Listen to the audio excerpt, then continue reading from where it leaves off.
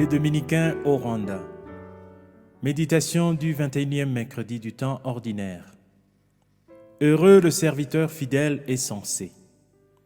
Chers frères et sœurs, loué soit Jésus à jamais.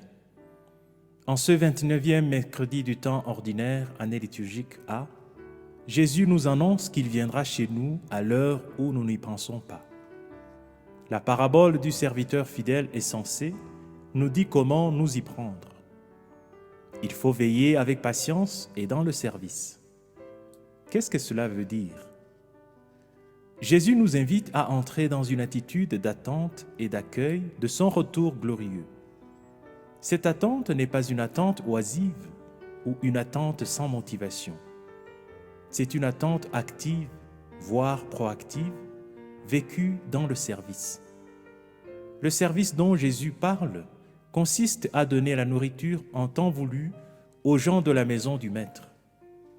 De quelle nourriture s'agit-il? De quelle maison et de quels gens s'agit-il?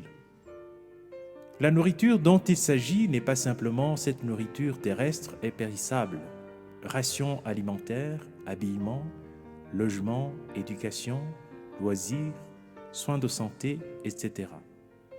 Il y a aussi et surtout la nourriture impérissable, la parole et le pain de vie qui nous ont été confiés.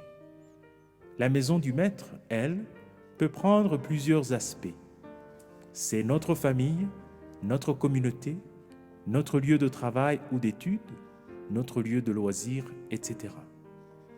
Dans sa récente encyclique Laudato Si, loué sois-tu, le pape François va plus loin et affirme que cette terre est notre maison commune, à nous tous, et que les chrétiens ont le devoir d'en prendre soin. Les gens de la maison du Maître, c'est pratiquement tout le monde.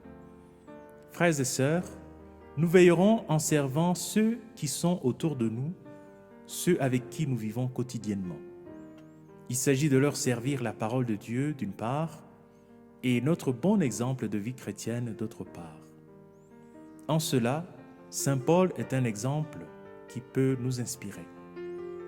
En effet, il a annoncé aux nations l'insondable richesse du Christ et a mis en lumière pour tous le contenu du mystère qui était caché depuis toujours en Dieu, le Créateur de toutes choses.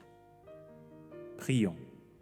Seigneur Jésus, donne-nous de servir ta parole de vie avec patience et persévérance jusqu'à ce que tu reviennes dans ta gloire.